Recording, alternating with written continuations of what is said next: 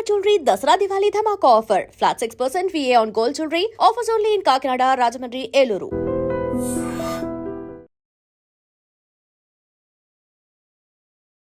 నమస్కారం, welcome to I dream. ధర్మ మార్గం విత్ విజిత కార్యక్రమానికి స్వాగతం.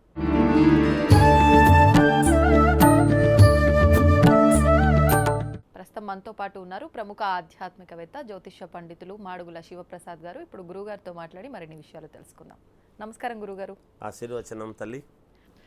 గురుగారు, సాధారణంగా మనం చూస్తూ ఉంటాం, మన సనాతన ధర్మంలో ఒక రాయిని, ఒక చెట్టుని, ప్రతి ఒక్క దాంట్లో భగవంతుణ్ణి చూసుకొని ఆరాధించే గొప్ప ధర్మం ఏదైనా ఉందంటే అది మనది. అయితే అందులో భాగంగా ప్రకృతిని కూడా మనం ఆరాధిస్తూ ఉంటాము. పువ్వుల రూపంలో, ఆకుల రూపంలో, అన్ని రకాలుగా కూడా. ముఖ్యంగా మనకి శరన్నవరాత్రుల సమయంలో బతుకమ్మ అని చెప్పి సెలబ్రేట్ చేసుకుంటూ ఉంటాం. పువ్వులతో అమ్మవారిలా అలా అలంకరించుకొని మనం వాటికి ఆరాధిస్తూ ఉంటాము, చాలా చక్కగా జరుపుకుంటూ ఉంటాము ఈ నవరాత్రుల సమయంలో. అయితే ఇది కూడా మనకు ప్రాంతీయ ఆచారంలా మాత్రమే ఉంది. కొన్ని ప్రాంతాల్లో, తెలంగాణ ప్రాంతాల్లో మాత్రమే జరుపుకుంటూ ఉంటారంటారు. కానీ ఇప్పుడు అందరూ జరుపుకుంటున్నారు, పార్టిసిపేట్ చేస్తున్నారు.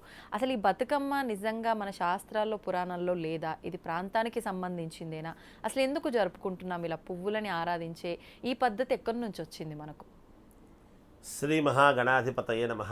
ఐం మహాసరస్వత్యే నమః. శ్రీ లలితాంబికాదేవియే నమః. అమ్మ, దేనికైనా మూలం అనేటువంటిది ఒకటి ఉంటుంది.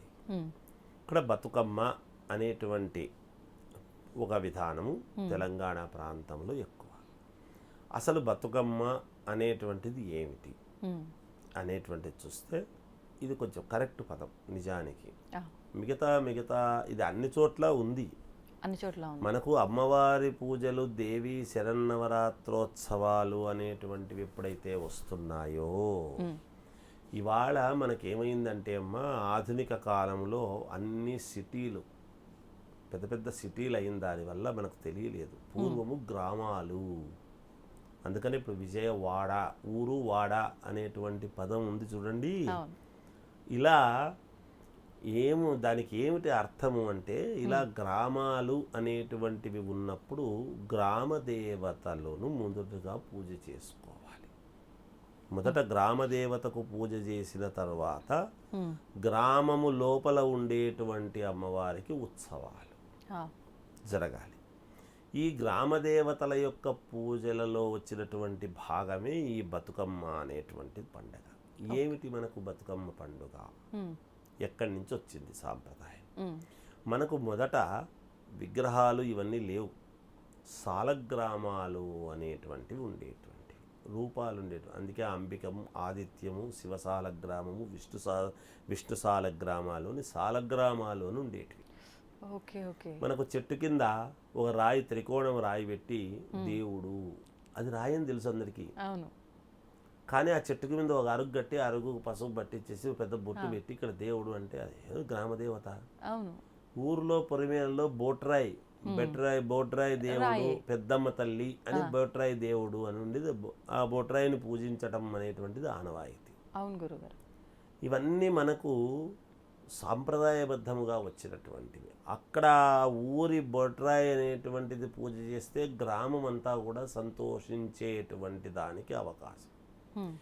ఏ విధంగా గ్రామం అంతా బాగుపడుతుంది అంటే, గ్రామంలో ప్రజలు బాగుండాలి అంటే గ్రామదేవతకు పూజ చేసుకోవాలి. ఎందుకు బాగుండాలి ప్రజలు? ప్రకృతి ఎందుకు బాగుండాలి? పంటలు ఎందుకు బాగా పండితే కదా ప్రజలు బాగుంటారు. ప్రకృతి బాగుంటే కదా ప్రజలు బాగుంటారు. ప్రకృతికి ఏమిటి ఇబ్బంది, వచ్చిన ఇబ్బంది ఏమిటి అని కనుక మనం ఆలోచన చేస్తే, విపరీతమైనటువంటి ఎండలు ఎప్పుడైతే మేలో వస్తాయో, ఆ సూర్య భగవానుడి యొక్క వేడికి భగభగా మండేటువంటి భూమాత చాలా వేడిగా ఉంటుంది. ఆ వేడిగా ఉన్నప్పుడు తర్వాత తొలకరి వానలు అనేటువంటివి వస్తాయి. ఆషాఢ శుద్ధ ఏకాదశికి వానలు పడతాయి. ఆషాఢం అయిపోతూనే శ్రావణం, భాద్రపదం, ఆశ్వీజం. ఈ 3 నెలల్లో వచ్చినటువంటి ఆ వర్షాలకు వాటికి ఏమవుతుంది అంటే, ఎప్పుడైతే మీరు ఆడవాళ్ళు కాబట్టి వేడి పెనము మీద నీళ్లు చల్లితే ఏమవుతుంది? చల్లటి నీళ్లు పోస్తే వేడవుతుంది. అలాగే భూమి మీద ఉండేటువంటి ఈ సెగతో ఉండేటువంటిదంతా వర్షం ఎప్పుడైతే పడంగానే లోపలికి పోతాయో, లోపల ఉండేటువంటి పురుగు పుట్ర బయటకు వచ్చే అవకాశం ఏర్పడుతుంది. మనకి ఇంట్లో ఉక్క పోస్తే బయటికి రాము కాసేపు, అవును గురుగారు. అంతే కదా తల్లి. అలా ఎప్పుడైతే బయటికి వస్తామో లోపల ఉండేటువంటి పురుగు పుట్ర ఎప్పుడైతే బయటికి వస్తాయో ఈ చెట్లు వాటికి ఉండేటువంటి ఈ ఏర్లకు వాటికి వీటికి కొన్ని ఇబ్బందులు కలుగుతాయి.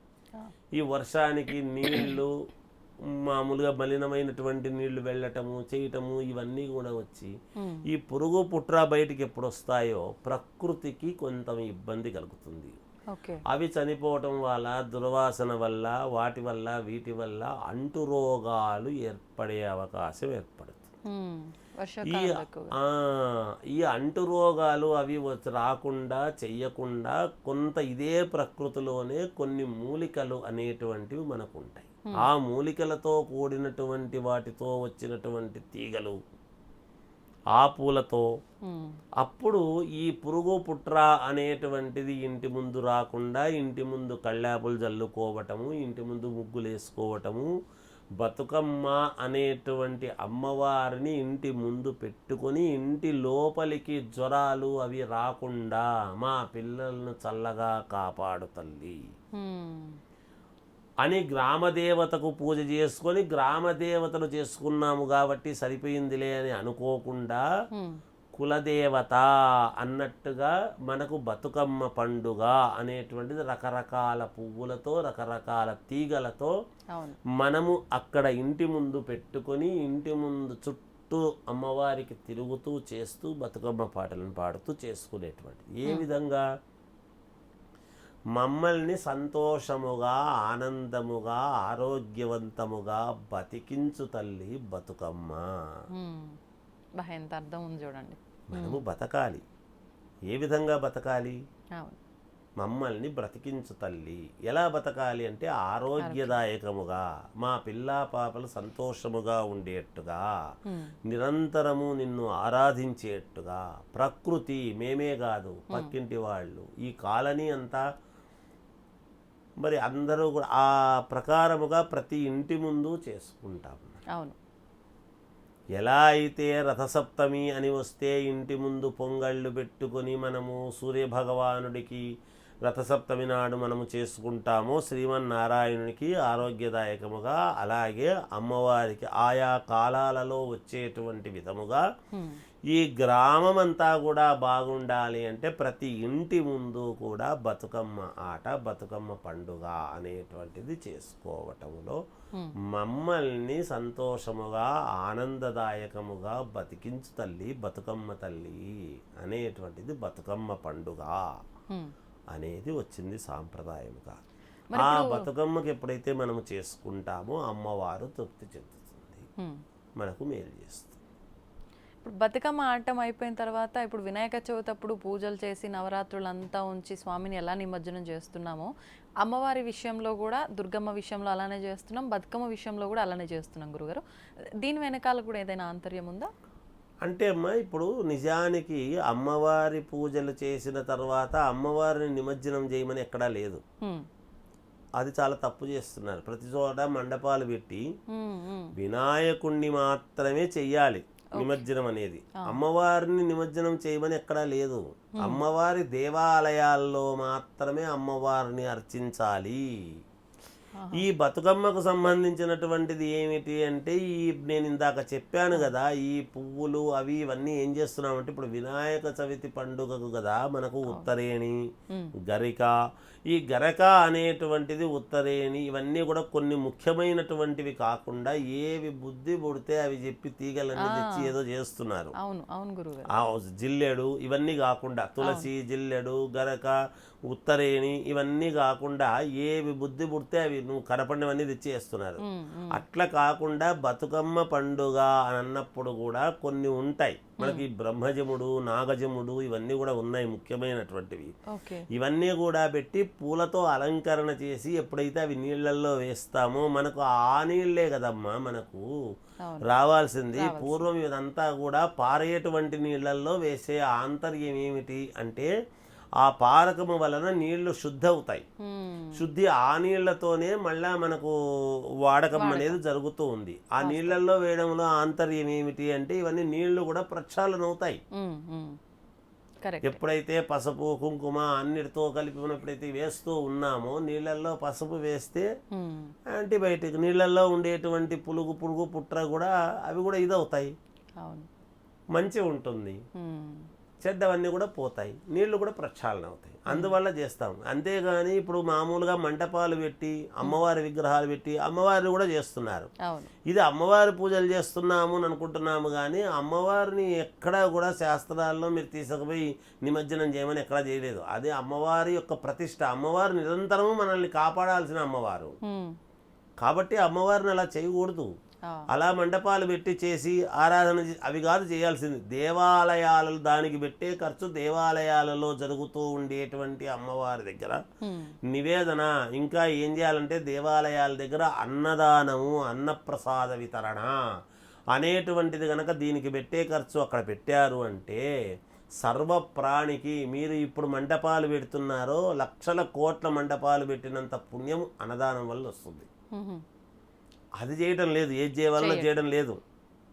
వినాయకుడిని నిమజ్జనం చేయాల్సిందే, తప్పదు. ఎందుకంటే ఆయన్ను భరించడం కష్టం. కానీ అమ్మవారిది నవరాత్రులు చేస్తున్నాము అంటే దేవాలయాలలోనే చెయ్యాలి. మండపాలు లేకుంటే అక్కడ చేయకూడదు, మండపాలు పెట్టి చేయకూడదు. అమ్మవారిది ఇళ్లలో చేసుకోవచ్చు. ఇంట్లో ఉండేటువంటి అమ్మవారిని తీసుకుపోయి మళ్ళీ మనం ఇళ్లలో వేస్తున్నామా? లేదు కదా. అందుకే ఇంట్లో విగ్రహము కానీ పటం కానీ పెట్టుకుంటున్నాం. ఆ పెట్టుకునే విధానంలోనే పసుపుతో అమ్మవారిని చేసుకుంటున్నాం.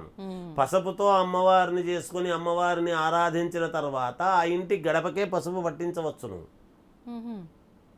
అది ఎక్కడా పడేయమని చెప్పలేదు శాస్త్రంలో. ఓకే, గడపకే రాయొచ్చు. లక్షణంగా మన ఇంటి ప్రధాన గడపకు రాయొచ్చు. ఇంటి ప్రధాన గడప ఎవరు? చౌకట్టు అంతా మగవాడు అయితే ఇంటి గడప ఇంటి ఇల్లాలే. అందుకే ప్రతి ఇంట్లోనూ ప్రతి చోట గడప అనేది ఉండాలి. ఎందుకంటే లోపల గడపలు, లోపల చౌకట్లు కొడుకులు కోడళ్ళు. అందుకనే ఇవాళ దూరముగా వాస్తుశాస్త్ర ప్రకారముగా గడపలు లేవు కాబట్టి భార్యాభర్తలు విడిపోవడానికి కారణమవుతున్నది. గడప లేకుండా మగవాడు, అందుకే వివాహం కాకుండా మగవాళ్ళు మాత్రమే నిలబడిపోతుండడానికి గల కారణాలు కూడా అందుకే. గడపలు లేకుండా ఇల్లు ఉండరాదు. ఎన్ని ద్వారాలుంటే అన్ని గడపలు ఉండి తీరాల్సిందే. పూర్వము మీరు ఇల్లు చూసుకోండి, గడప లేకుండా ఏ చౌకట్టు ఉండదు. అందుకే గడప లేకుండా అంటే భార్య లేకుండా మగవాడు నిలబడిపోవడానికి గల కారణం, ఎక్కువ కారణం అవే అవుతున్నాయి. పిల్లలు దూరంగా వెళ్ళిపోయి ఉండడానికి గల కారణాలు అందుకే అవుతున్నాయి. ఇలా మనము మన జీవితాలను మనము చేతులారా ఇబ్బందులు పెట్టుకుంటున్నటువంటి దానికి గల కారణాలు. అందుకని అలా ఇంటి గడపకు మనము ఈ యొక్క ఇది తీసేసుకోవచ్చమ్మా. అందుకని బతుకమ్మ పండుగ అనేటువంటిది మనము గ్రామములో గ్రామ దేవతను ఆరాధించుకునేటువంటి విధానంలో వచ్చిన భాగము. ఇది తెలంగాణలో ఈ విధంగా ఉన్నది. వేరే వేరే ఊళ్ళల్లో కూడా ఖచ్చితంగా ముందు గ్రామ దేవతలకు పూజ చేసుకునే మనము దసరా పండుగలు అనేది చేస్తాం. ఎప్పుడు కూడా అలా చేస్తేనే అమ్మవారు సంతోషిస్తుంది. ముందు గ్రామ పొలిమేరలోకి మనం వెళ్ళాలి కదా. పొలిమేరలోకి వెళ్తున్నామంటే గ్రామంలో వేరే వేరే ఊరు నుంచి ఉత్సవాలు జరుగుతున్నాయి, పలానా ఊళ్ళో రావాలి అంటే గ్రామదేవతన ఆశీర్వచనం తీసుకొని రావాలి కదా. ఆ ఊరంతా గ్రామం అంతా బాగుండాలి అంటే గ్రామదేవతకు, పంటలు బాగా పండాలి అంటే గ్రామదేవతకు నమస్కారం చేసుకోవాలి. ఆ దాంట్లో భాగంగా వచ్చింది తల్లి ఇది. అందువల్ల చేసుకోండి. ధన్యవాదాలు గురుగారు. జియోస్తు. And don't forget to subscribe to iDream. And for more videos, please subscribe to iDream. Please subscribe to iDream. Please subscribe iDream. And please subscribe to iDream. For more videos, subscribe to iDream. please like, share and subscribe to the channel. Congratulations, iDream. Subscribe to iDream. Subscribe to iDream. So subscribe to iDream Media. iDream ki iDream team andarki huge congratulations. Please subscribe iDream Media. Please subscribe to iDream. Subscribe iDream. Please subscribe to iDream. iDream అంటే నా కళల ఛానల్ను subscribe చేసుకున్న నోరు తిరుగుతలేదు, మీరైతే గంట గుర్తు కొట్టండి. For more such videos, please subscribe to iDream.